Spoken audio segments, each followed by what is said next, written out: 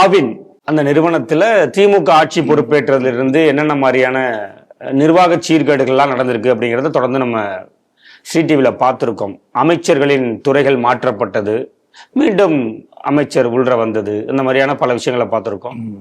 இப்போ இந்த ஆவின் பால் பாக்கெட்களில் குடியரசு தினம், தீபாவளி, ரம்ஜான் இது போன்ற சில விழாக்களுக்கு மட்டுமே அவர்கள் வாழ்த்து தெரிவித்து விளம்பரப்படுத்துறாங்க.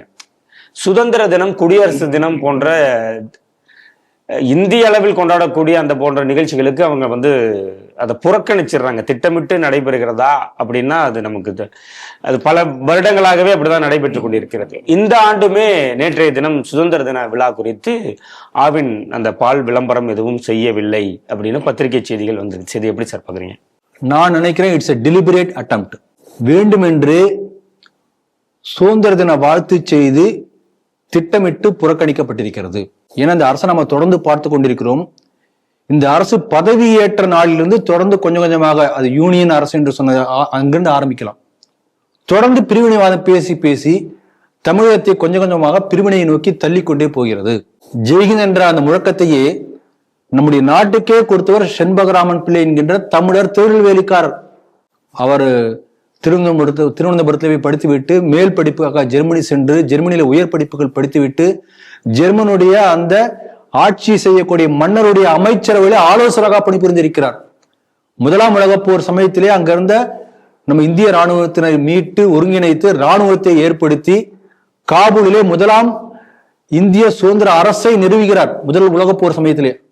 அப்படிப்பட்ட ஒரு பெரிய மாவீரர் இங்க யாருக்கும் தெரியாது, அதுக்காக சொல்ல வரேன். ஜெய்ஹிந்த் செண்பகராமன் பிள்ளைக்கான அந்த சிலையை திறந்து வைத்து பேசியவர் கருணாநிதி அவர்கள் முதலமைச்சர் இருந்தபோது செஞ்சார். ஜெய்ஹிந்த் என்ற இந்த வார்த்தையை இந்தியாவுக்கே கொடுத்த தமிழர் செண்பகராமன் பிள்ளை மேல் நான் பெருமை கொள்கிறேன் என்று பேசினார் கருணாநிதி. அதே கருணாநிதி வாரிசுகள் அதே ஜெய்ஹிந்த் வார்த்தையை வைத்து பிரிவினை பேசியிருக்கிறார்கள் தமிழக சட்டசபையில. அதுக்காக சொல்ல வரேன். எந்த அளவுக்கு பிரிவினைவாதம் போய்கொண்டிருக்குது பாருங்க. ஆராசா பாராளுமன்ற வளாகத்திலேயே நாங்கள் பிரிந்து போக தயாராக இருக்கிறோம் என்று பேசுகிறார். இது வரைக்கும் அவர் மேல எந்த விதமான நடவடிக்கை எடுக்கப்படாத எனக்கு வருத்தமா இருக்கு. அந்த அளவுக்கு பிரிவினைவாதம் இருக்கு பாருங்க. ஒரு வீடியோ வந்திருக்கிறது, நம்முடைய ஜனாதிபதி அவர்கள் மழை கொட்டுன்னு கொட்டிட்டு இருக்கு டெல்லியில. மிடுக்கோட அந்த கொடியை தேசிய கொடியை அழகா ஏற்றி அந்த சல்யூட் அடிக்கிறார். பார்க்க நமக்கு பிரமிப்பு, ஒரு மயிர் கூச்சரிக்கிறது.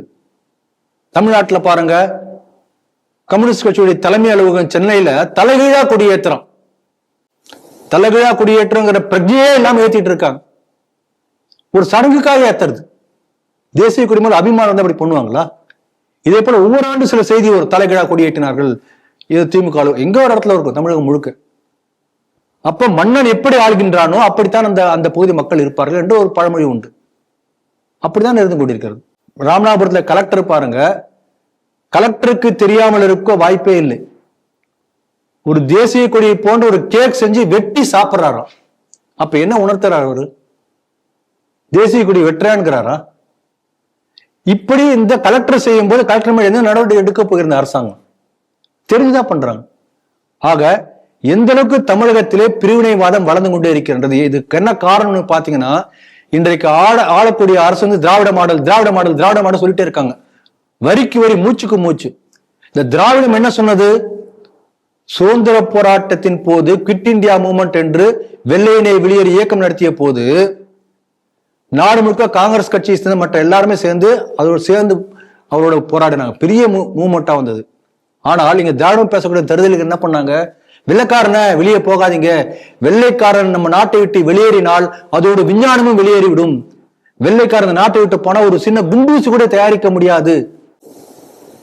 இவங்க சொல்லக்கூடிய திராவிட தலைவர்கள் எல்லாம் பேசின பேச்சு அது. ஆகவே அப்படிப்பட்ட திராவிட தலைவருடைய வாரிசுகள் தான் இன்றைக்கு ஆண்டு கொண்டிருக்கிறார்கள். பிரிவினை தான் பேசிட்டு இருப்பாங்க. நம்ம புரிஞ்சுக்கணும். அதனால இப்ப இவங்க எல்லாம் சொல்றாங்க தமிழ்நாடு தனியா பிரிந்து போக முடியும்.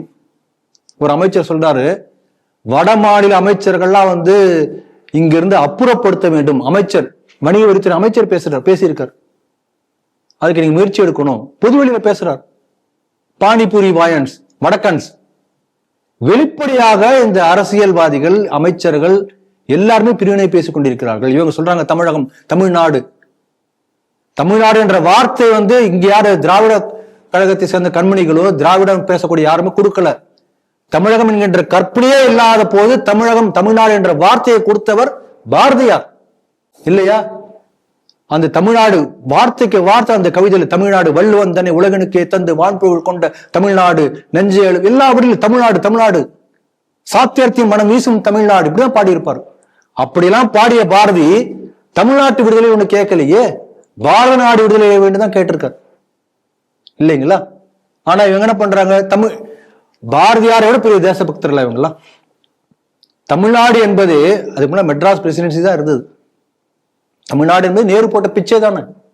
மொழிவாரி மாகாணத்துல நேரு வந்து அந்த மாதிரி தமிழ்நாடு என்று பிரிக்காமல் இருந்திருந்தால் தமிழ்நாடு எங்க வந்திருக்க போகுது.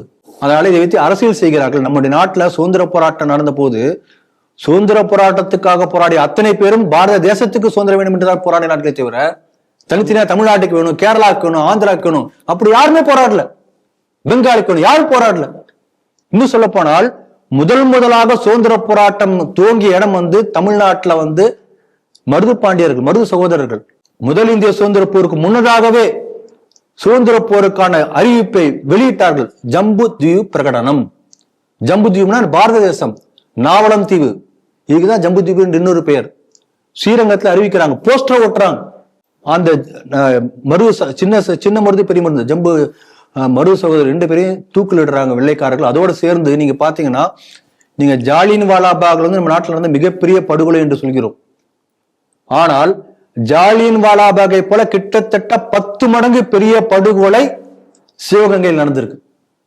அந்த மருது பாண்டியர்களுடைய குடும்பம் சேர்ந்த அத்தனை பேர் கிட்டத்தட்ட அது சரியான கணக்கூட இன்னும் இல்லை, கிட்டத்தட்ட 600-700 பேர் இருக்குன்னு சொல்றாங்க. அத்தனை பேர் ஒருத்தர விடாம தூக்குல போடுறாங்க. அங்க துப்பாக்கியில சுட்டாங்க, பீரங்கியால் சுட்டாங்க. பீரங்கியால் சுடாமல் தூக்கிலிடுகிறார்கள் அத்தனை பேரையும். அத்தனை பேர் உயிர் கொடுத்தான். அதுல ஒரே ஒரு 10 வயசு பையன் சுப்பையான ஒரு பையன், அவனை கொத்தடியாக மலேசியாவுக்கு எடுத்துட்டு போயிட்டாங்க. அந்த ஒரே ஒரு பையன், சின்ன பையங்கிற காரணத்தினால. இதெல்லாம் சுதந்திர போராட்டத்தில் நடந்திருக்கு. அப்ப இந்த நாடு விடுதலைப்பட வேண்டும், பாரத தாய் விடுதலை வேண்டும் என்றுதான் இந்த நாட்டில் எல்லா சுதந்திர போராட்ட வீரர்களும் போராடி உயிர் கொடுத்தார்களே தவிர தமிழ்நாடு தனியா பிரிஞ்சு போன யாரும் உயிர் கொடுக்கல. இதை புரிந்து கொள்ள வேண்டும். அதனால தேசியம் வளர்ந்தால்தான் நம்ம தமிழகம் உருப்படும். இவங்க இந்த பால்ல இருந்து ஆரம்பித்து பிரிவினை பேச ஆரம்பிச்சிருக்காங்க, தேசியத்தை அழிக்க முயற்சி பண்றாங்க. அதனால இவர்களுக்கு இந்த திராவிட மாடல் ஆட்சிக்கு, திராவிட ஆட்சிக்கு பால் ஊட்டினால்தான் தேசியம் தமிழகத்திலே வளரும்.